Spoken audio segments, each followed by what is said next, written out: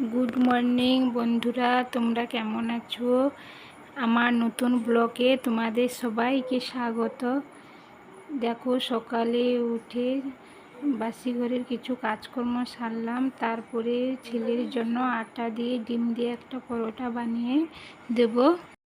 জামা কাপড়গুলো নিয়ে পুকুর ঘাটে চলে এসেছি।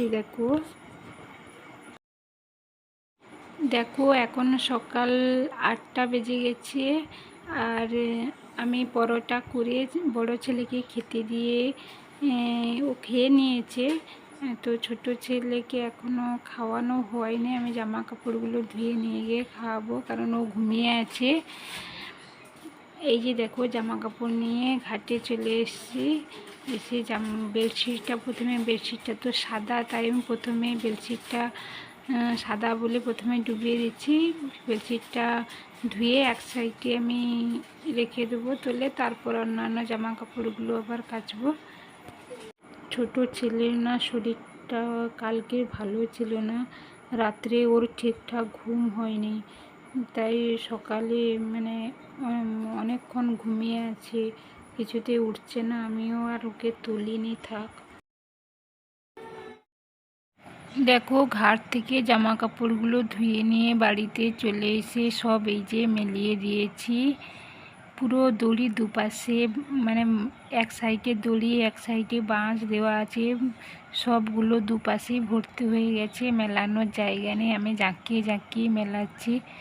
কোথায় মেলাবো?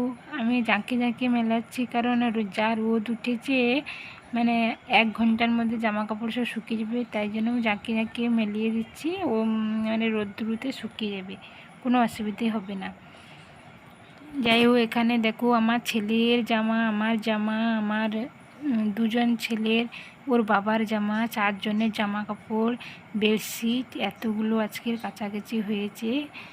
রোদে আমার মাথাটা পুরো যেন ঘুরে যাচ্ছে, এত ঘামে পুরো ডুবে গেছে। বাহিরের সমস্ত কাজগুলো শেষ করে বাড়িতে চলে এসেছি।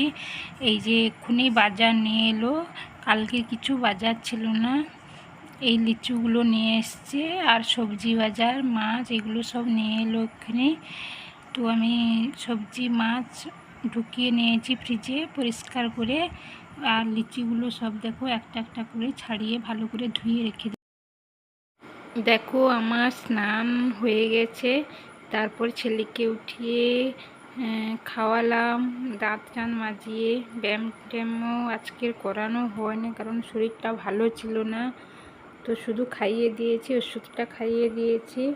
তো এখনও পুজো দেইনি, ছেলেটাকে একটু হাঁটিয়ে নেই, তাই ভাবলাম একটু হাঁটাই, তারপর ছেলেকে হাঁটানোর পর পুজো দেবো ঠাকুরের কাছে। আর এই যে বড় ছেলে দেখো এখানে ঘোরাঘুরি করছে। তো ছেলেকে একটু হাঁটিয়ে তারপরে রান্নাবান্নার দিকে যাব, পুজোটা সেরে নেব, তারপরে রান্নাবান্নার দিকে যাব। আমার দুটো ছেলেই কিন্তু এরকম। দেখো, ছোট ছেলে তো এখনও হাঁটতেও পারলো না, কথাও বলতে পারলো না। তো এই বড় ছেলে যদিও একটু হাঁটে, হাত উঠিয়ে বাম হাতটা উঠিয়ে থাকে, বাম পাটাও ঠিক দুটো পাও ঠিকঠাক না, বাঁকা, নার্ভের জন্য এগুলো বেঁকে গেছে। তো খড়িয়ে খড়িয়ে চলে, কথা বলতে পারে, খড়িয়ে খড়িয়ে চলে এখন। আর ছোট ছেলে তো এই তো দেখতেই পাচ্ছ, হাত ধরে ধরে হাঁটাতে হয়। এখনও পর্যন্ত সেরকম কোনো সেন্স নেই, মুখের ডাকলে কোনো মুখের দিকেও তাকায় না।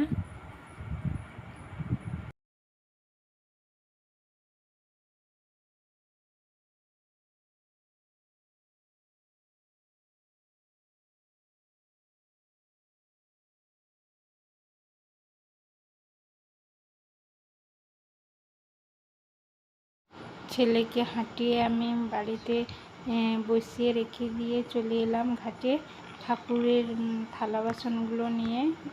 এগুলো একটু সাবান দিয়ে ধুয়ে পরিষ্কার করে নিয়ে গিয়ে ঠাকুরের পুজোটা দিয়ে দেবো। আর অনেকটা বেলা হয়ে যাচ্ছে, ছেলেকে আর একটু হাঁটাতে হতো, তো হবে না, কারণ অনেকটা বেলা হয়ে যাচ্ছে। তো আর অন্যান্য কাজ আছে, তা আবার পরে বিকেলে হাঁটাবো।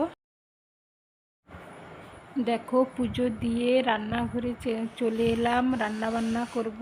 এই রান্না বসিয়েও দিয়েছি। তো আজকের অনেকটা বেলাও হয়ে গেছে। দেখো আমার মাথা দিয়ে ঘাম ঝরে পড়ছে।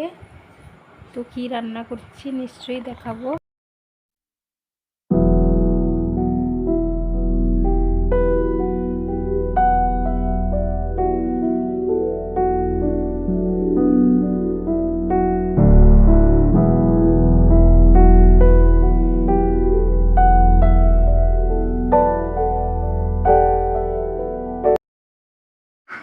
দেখো আমি কড়াইতে সবজিগুলো তুলে দিয়েছি।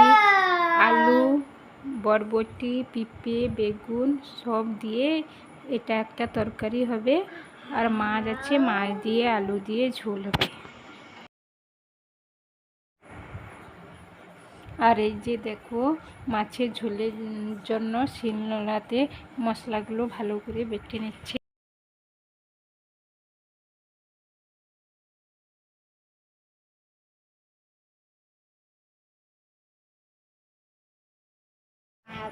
তো দুপুরের খাওয়া দাওয়া কমপ্লিট করে চলে এলাম রান্নাঘরে। এই যে দেখো রান্না করেছিলাম, গ্যাসটা অপরিষ্কার হয়ে পড়েছিল, তাই পরিষ্কার করে নিচ্ছি।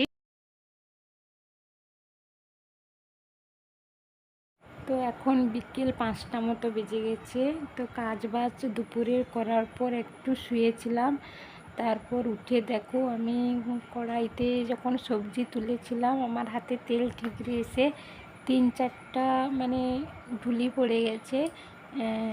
তো তখন দেখিনি, এখন দেখছি বেশ ঢুলিগুলো ফুলে গেছে। তাই আমি বোরোলিনটা এই ঢুলিগুলো যেখানে যেখানে পড়েছে লাগিয়ে নিচ্ছি।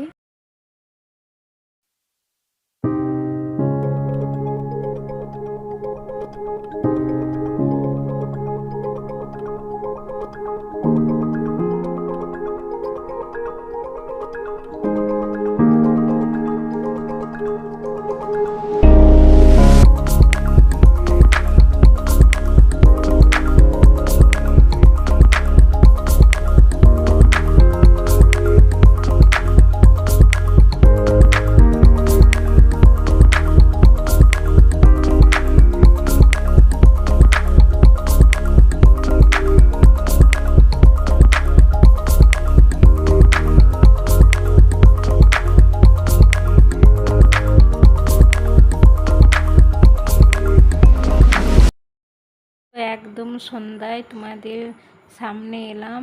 এখন বাজে সন্ধ্যা 7:30। তো আমি ছেলেকে বাইরে থেকে ঘুরিয়ে নিয়ে এসে তারপর সন্ধ্যা জ্বালিয়ে ছেলেকে দুধ মুড়ি খাইয়ে দিয়েছি। তারপর একদম চলে এলাম ছাদে দুজন ছেলেকে নিয়ে। প্রথমে ছোট ছেলেটাকে দেখতেই পাচ্ছ শুইয়ে দিয়েছি, ব্যায়াম করাবো। বড় ছেলেকে এখনও ব্যায়াম করানো হয়নি, একজন একজন করে করাতে হবে। তো ব্যায়াম করানোর পর বড় ছেলেকে একটু পড়াতে বসাবো। তারপর আবার রাতে রান্না বান্না আছে। সত্যি বলতে আমার সকাল থেকে রাত পর্যন্ত এই ছেলেদের খাওয়ানো, ব্যায়াম করানো, সংসারের কাজ এইগুলোই চলতে থাকে। দুটো ছেলে এরকম বলে কোথাও নিয়ে যেতে পারি না। বেরালে দুজনকেই তো এরকম একজনকে হাত ধরতে হয়। রোজ রাস্তাতে যেতে গাড়ি ঘোড়া চলে খুব অসুবিধে হয়, তাই সেরকম কোথাও বেরোনো হয় না। আর বেরোলেই খুব কষ্ট হয় দুজনকে নিয়ে যেতে। তো দেখতেই পাচ্ছ, সবাই সুস্থ থাকবে, ভালো থাকবে। এখানেই রাখছি।